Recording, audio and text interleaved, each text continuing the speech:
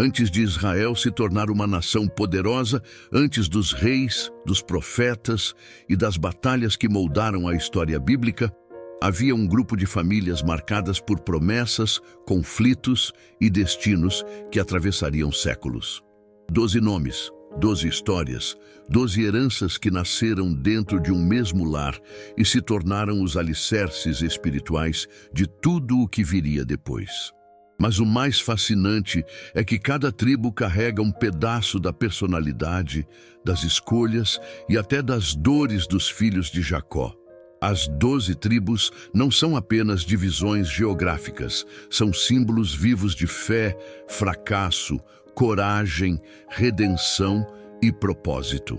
É como se cada uma delas revelasse um capítulo diferente da jornada humana com Deus, desde a bravura de Judá até a complexidade de Rúben, passando pela sensibilidade de José e pela ferocidade de Simeão e Levi. Cada tribo tem uma identidade única, quase como personagens de um grande épico espiritual. E quando você começa a olhar mais de perto, percebe algo surpreendente. A história das tribos é também a história das escolhas de Deus. Tribos que ascenderam, tribos que se perderam, tribos que foram restauradas, tribos que desapareceram no tempo. E tudo isso forma um mosaico incrível sobre como o Senhor conduz a história, mesmo quando os homens se desviam. Tudo começa não com um mapa, mas com um chamado. Uma voz que ninguém via, mas que Abraão sentiu como se tocasse o fundo da alma. Deus o convoca para algo que parecia impossível. Deixar sua terra, sua família, sua zona de segurança e caminhar rumo a um destino que ainda nem tinha nome. Era uma ordem ousada, quase improvável, carregada de mistério e promessa.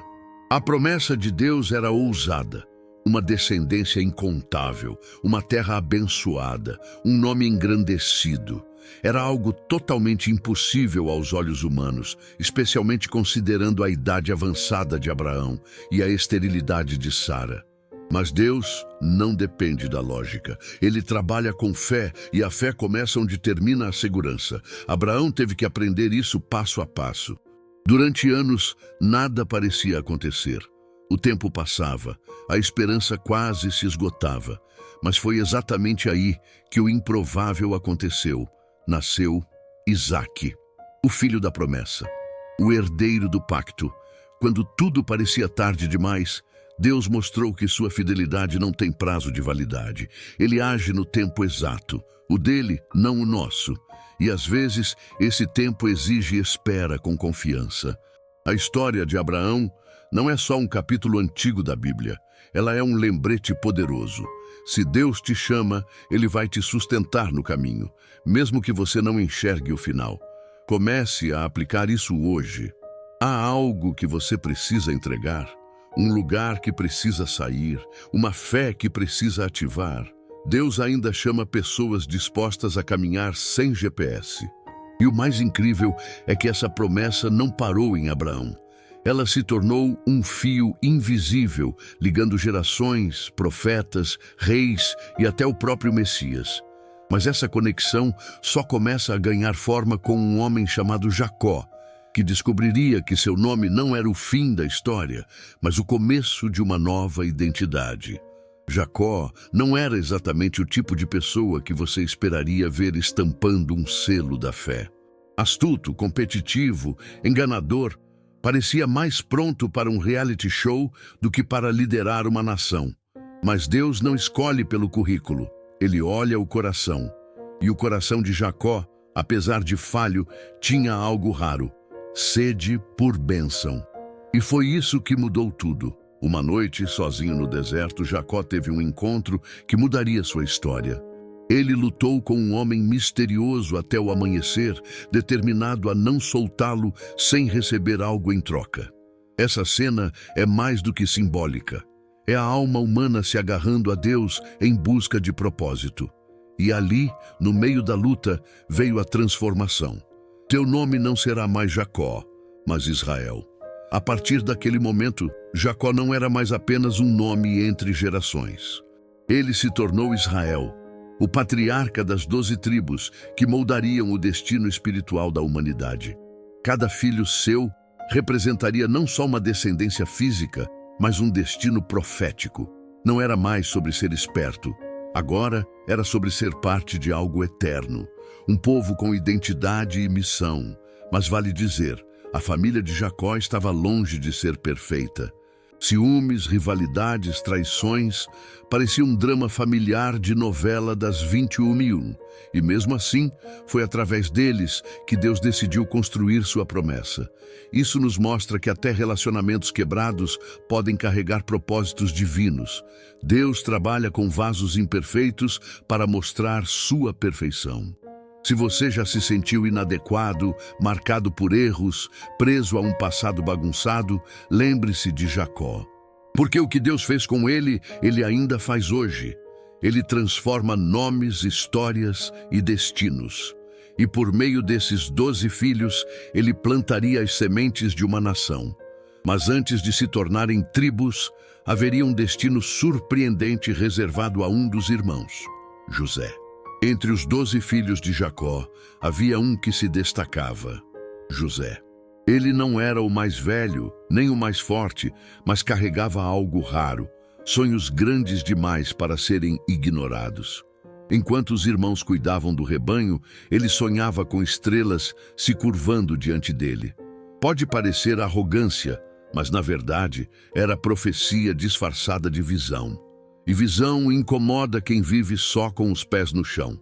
O favoritismo de Jacó por José era evidente.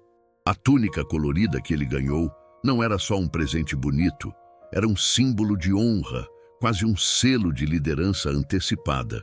E isso alimentou o ciúme entre os irmãos. Quando alguém carrega um chamado, muitas vezes carrega também o peso da rejeição. E foi exatamente o que aconteceu. José foi traído por quem deveria protegê-lo. Jogá-lo numa cisterna foi só o começo. A venda como escravo para o Egito parecia o fim, mas com Deus, os fins são sempre recomeços disfarçados. Mesmo na casa de Potifar, mesmo na prisão injusta, José prosperava porque carregava algo que nem o Egito podia comprar: a presença de Deus. E foi essa presença que o levou diante do trono de Faraó para interpretar um sonho que ninguém entendia. O improvável aconteceu. O escravo se tornou governador, o rejeitado se tornou salvador, e o menino dos sonhos se tornou homem de governo. Quando a fome chegou, os mesmos irmãos que o haviam traído se curvaram diante dele, sem saber que estavam diante da profecia viva.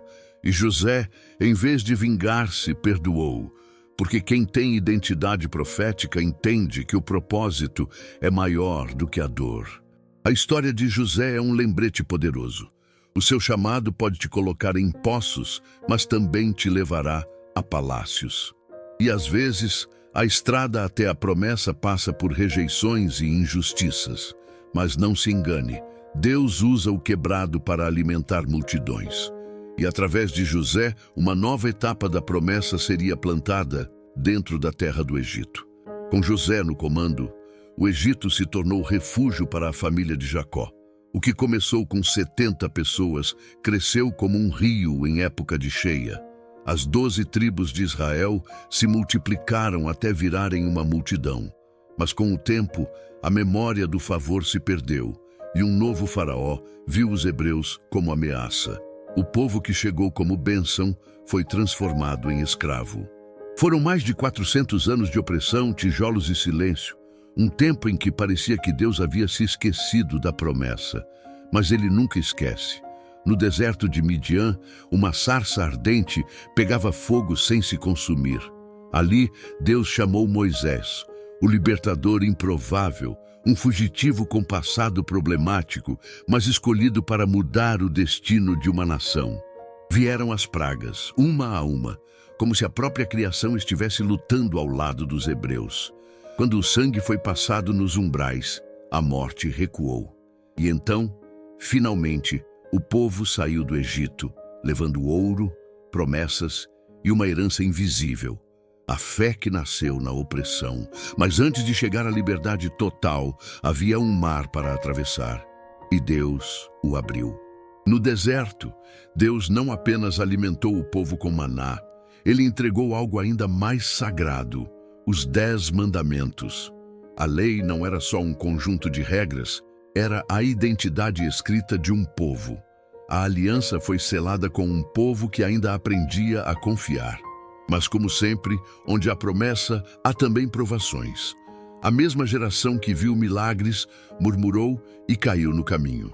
A aliança no deserto nos ensina que milagres não sustentam fé, comunhão sim. Deus queria formar mais do que uma nação livre, ele queria um povo de coração obediente, e é aí que entra Josué, o sucessor de Moisés. Porque após o deserto viria o momento da conquista. As tribos finalmente pisariam na terra que fora prometida séculos antes a um homem chamado Abraão. Depois de 40 anos no deserto, o povo de Israel finalmente cruzou o Jordão. A geração que murmurou ficou para trás. Agora era tempo de tomar posse da terra prometida. Sob a liderança firme de Josué, muralhas caíram, reis foram derrotados e as promessas feitas a Abraão começaram a se cumprir com precisão. Não era apenas sobre território, era sobre herança espiritual. Cada tribo recebeu sua porção. Ruben, Judá, Benjamim, um a um, os filhos de Jacó foram lembrados enquanto as terras eram divididas. Mas havia algo diferente. A tribo de Levi não herdou terra como as outras. Eles foram separados para o serviço sacerdotal. Sua herança seria o próprio Senhor, e o sustento viria das ofertas e dos dízimos do povo. Um lembrete de que nem toda conquista é visível. Para manter o número simbólico de 12 tribos, José foi dividido em 2, Efraim e Manassés, seus filhos nascidos no Egito.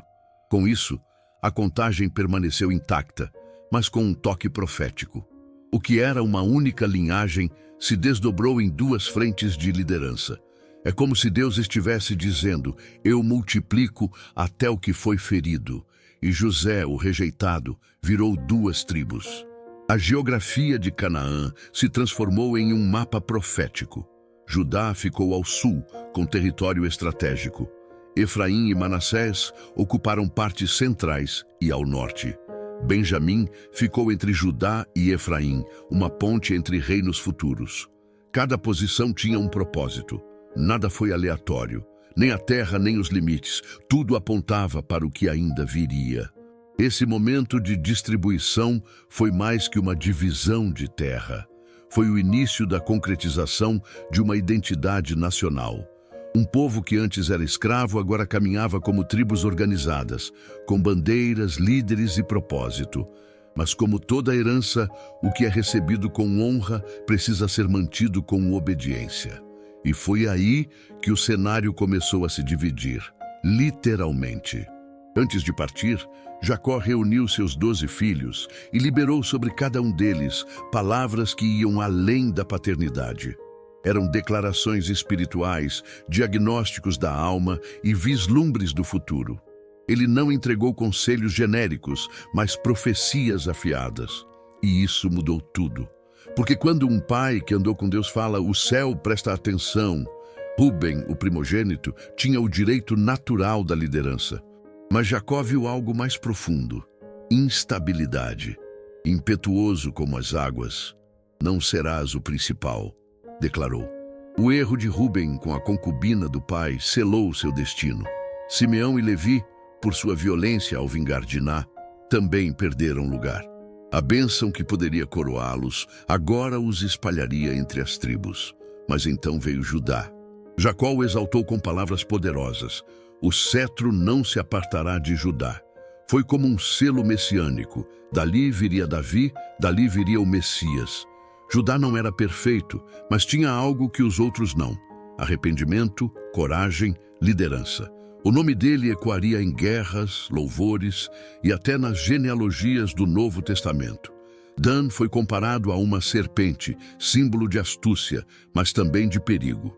A idolatria começaria por sua tribo e deixaria cicatrizes profundas na história de Israel. Benjamim, o mais novo, foi descrito como lobo voraz. Dele vieram guerreiros ferozes, inclusive o primeiro rei de Israel, Saul, e mais tarde o apóstolo Paulo. Um lembrete de que o menor pode carregar força inesperada. As palavras de Jacó não foram esquecidas. Elas se cumpriram geração após geração. E se há algo que aprendemos aqui, é que nossas escolhas constroem o terreno onde a promessa se apoia. Heranças espirituais são mais duradouras que posses. E o que começou com bênçãos e advertências se tornaria um campo fértil para divisões que ainda estavam por vir. Por um breve momento, as tribos caminharam unidas sob o mesmo cetro. Sob Davi, o pastor-rei, Israel conheceu vitórias, adoração e uma centralização espiritual em Jerusalém. Quando Salomão assumiu, o reino atingiu o auge do esplendor. Construções, sabedoria, riquezas. Mas nem toda glória é permanente. E o que começa com ouro pode terminar com rachaduras internas. Salomão, apesar de sábio, se desviou.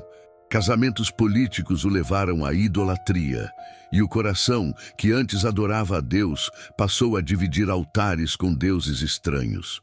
O povo ainda cantava salmos, mas o pecado já rondava os bastidores. E quando Roboão, seu filho, subiu ao trono, tudo desmoronou. Ignorou os conselhos dos sábios e oprimiu o povo com impostos pesados. Foi a gota d'água. 10 tribos se rebelaram, romperam com Jerusalém e formaram o Reino do Norte, chamado Israel, sob a liderança de Jeroboão, da tribo de Efraim. O Reino do Sul, Judá, ficou apenas com Judá e Benjamim. Era mais do que política, era uma ruptura espiritual. O Reino do Norte rejeitou o templo e ergueu 2 bezerros de ouro como símbolos de adoração. Essa decisão foi um desastre em câmera lenta. A idolatria se espalhou como erva daninha. Profetas começaram a ser perseguidos. O povo esqueceu quem os libertou do Egito e começou a adorar deuses que não falavam. Israel, que fora escolhido para ser luz entre as nações, passou a imitar os povos vizinhos, trocando sua herança por migalhas culturais. Enquanto isso, Judá resistia, sustentado pela promessa feita a Davi. Mas mesmo o Reino do Sul não escapou da corrupção. Reis perversos profanaram o templo, a justiça foi distorcida e a glória da unidade tribal se tornou uma lembrança distante. O que começou com 12 irmãos, agora era um povo fraturado. E a consequência disso viria como um redemoinho silencioso.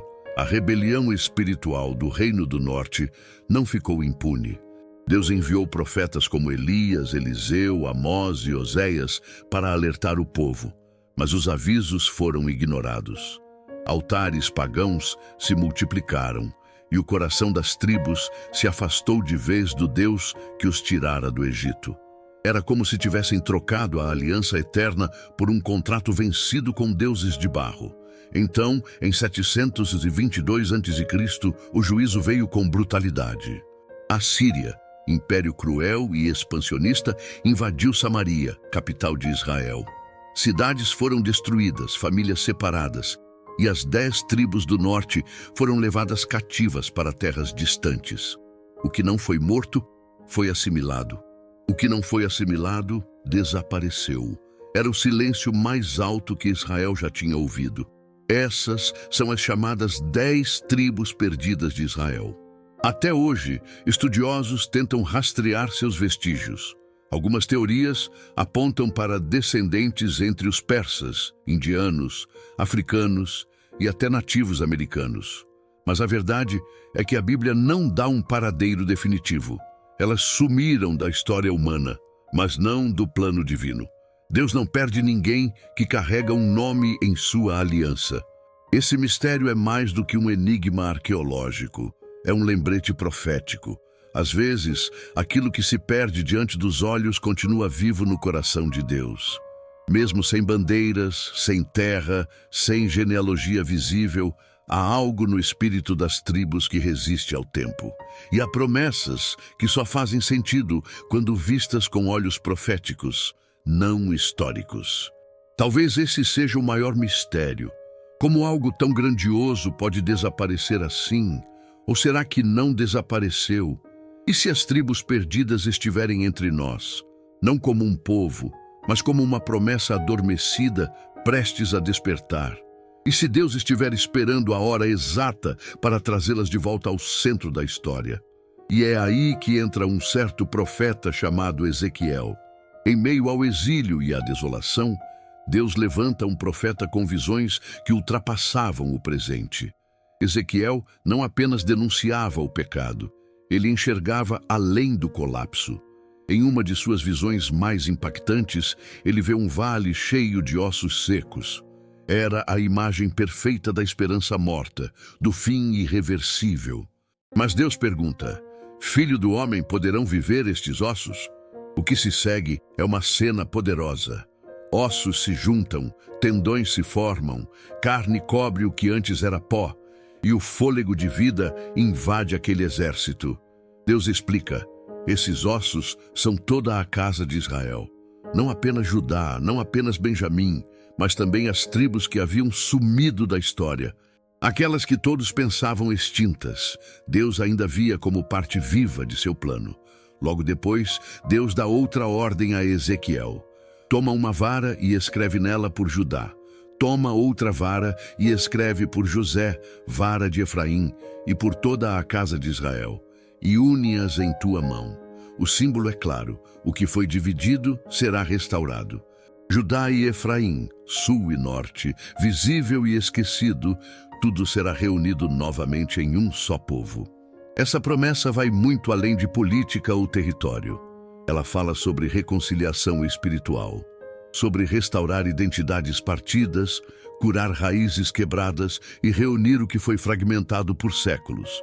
E se isso soa distante, lembre-se, muitos de nós também carregamos partes de nós que pareciam perdidas. E o mesmo Deus que junta varas e ossos ainda restaura destinos hoje.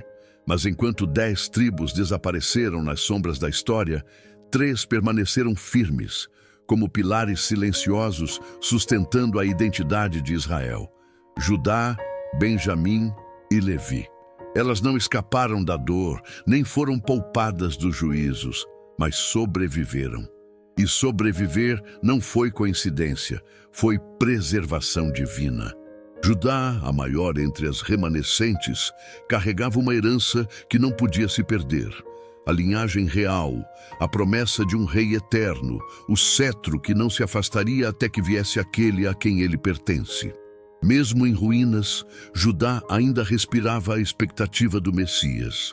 Era como uma raiz profunda que, mesmo queimada pelo fogo, insistia em brotar. Benjamim, pequena em número, mas grande em coragem, ficou ao lado de Judá quando o reino se dividiu. Sobreviveu a guerras, cercos, quase extinções, e ainda assim continuou presente.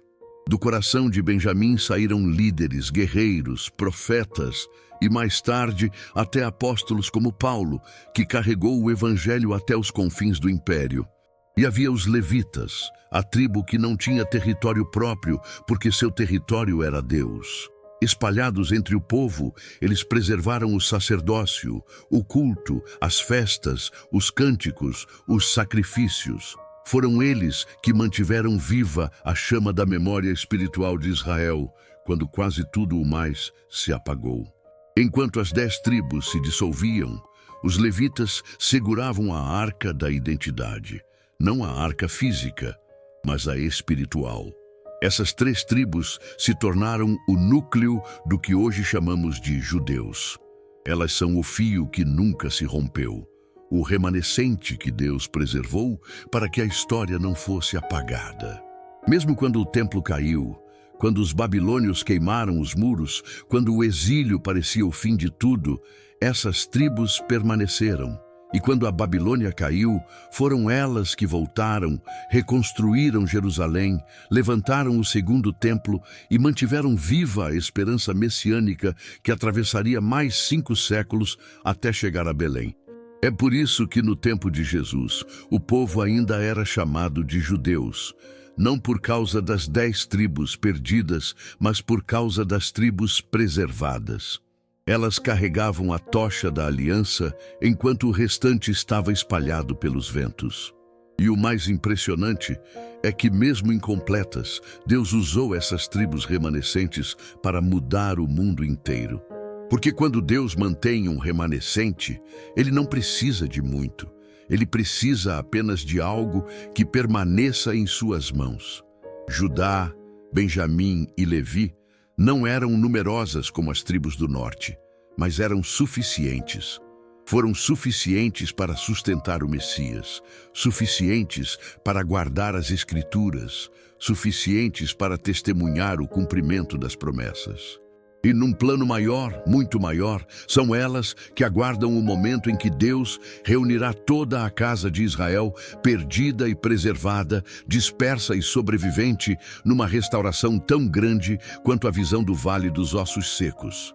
Se essa história falou com você, se tocou a sua fé ou despertou sua curiosidade sobre o plano de Deus para Israel e para cada destino que parece perdido, não deixe isso morrer aqui. Curta este vídeo, porque isso ajuda essa mensagem a alcançar ainda mais pessoas. Inscreva-se no canal para continuar acompanhando cada capítulo dessa jornada bíblica profunda. Compartilhe com alguém que precisa lembrar que Deus nunca perde o que ama. Porque, assim como as tribos preservadas, você também faz parte de um plano que não pode ser apagado. E me conta nos comentários, qual parte dessa história mais tocou seu coração?